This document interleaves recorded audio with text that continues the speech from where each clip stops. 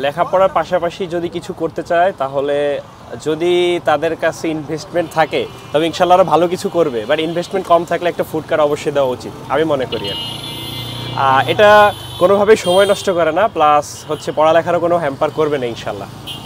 আমার ইনশাল্লাহ ভবিষ্যৎ প্ল্যান হচ্ছে যে ফুড কার্ট আমি বড় জোর ইনশাল্লাহ আরও দুইটা বা তিনটা করব এটার পরে, আর এরপরে আবার 2-1 মাস বা 2-1 বছর যা সময় লাগুক আমি হচ্ছে ইনশাল্লাহ একটা দোকান নেওয়ার চেষ্টা করব, একদম দোকানে শিফট হয়ে যাব।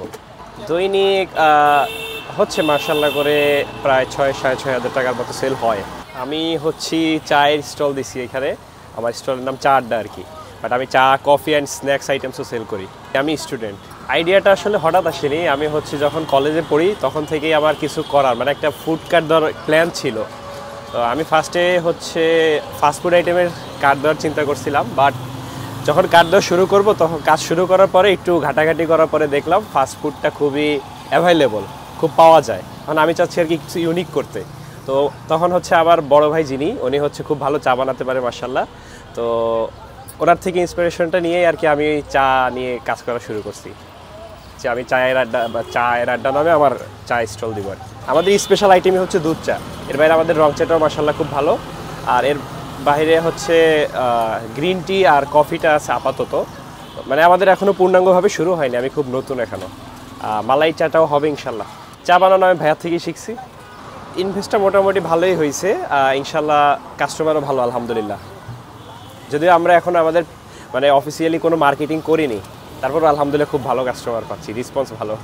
দৈনিক হচ্ছে মার্শাল্লাহ করে প্রায় 6-6.5 হাজার টাকার মতো সেল হয়। আর আমরা শুধুমাত্র চা সেল করছি, প্লাস হচ্ছে হোমমেড কেক। আপাতত কেকটা আমরা হচ্ছে হোমমেড একজন আন্টির থেকে নেই, মানে উনি আমাদের পরিচিত একজন আন্টি আর কি, ওনার থেকে হোমমেড নেই। আমি হচ্ছে ইস্ট ওয়েস্ট ইউনিভার্সিটির স্টুডেন্ট, আমি বিবিএর স্টুডেন্ট। আমার অ্যাড্রেসটা হচ্ছে আফতাবনগর এ ব্লক, মেইন রোডের সাথে 35 নম্বর প্লটে, আইএফআইসি ব্যাংকের পাশে। যদি কেউ আসতে চায় আইএফআইসি ব্যাংকের পাশেই আমি আছি।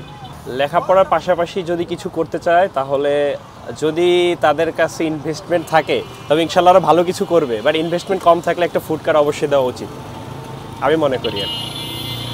এটা কোনোভাবেই সময় নষ্ট করে না, প্লাস হচ্ছে পড়ালেখারও কোনো হ্যাম্পার করবে না ইনশাল্লাহ। আমার সাথে আমার বড় ভাইও হেল্প করতেছে, আর আমাদের সাথে হচ্ছে আরেকজন আছে, উনিও হেল্প করে। তো আমার যখন ক্লাস টাইম হয় তখন আমি চলে যাই, তখন আমার ভাইয়া থাকে, আবার উনি যখন আসে তখন আমি থাকি না, এরকম আর কি। তো এভাবে আপাতত ম্যানেজ করছি, আর ইনশাল্লাহ সামনে হচ্ছে প্রপারলি একজন ফুল টাইমার 2-1 জনকে রাখবো ইনশাল্লাহ। আমার ইনশাল্লাহ ভবিষ্যৎ প্ল্যান হচ্ছে যে ফুড কার্ট আমি বড় জোর ইনশাল্লাহ আরও 2টা বা 3টা করব এটার পরে, আর এরপরে আবার 2-1 মাস বা 2-1 বছর যা সময় লাগুক আমি হচ্ছে ইনশাল্লাহ একটা দোকান নেওয়ার চেষ্টা করব, একদম দোকানে শিফট হয়ে যাব। এটা হচ্ছে আমার আর কি প্ল্যান চা আড্ডা নিয়ে। চা আড্ডা নামটা আমার কাছে দেখা গেছে আমি নিজেদের বন্ধুদের সাথেও কথা বলতে সময় এভাবে অনেক সময় চলে যাই যে চল চা আড্ডা দেই, তো ওখান থেকেই আমার মনে হলো যে চা আড্ডা নামটাই একটা ব্র্যান্ড।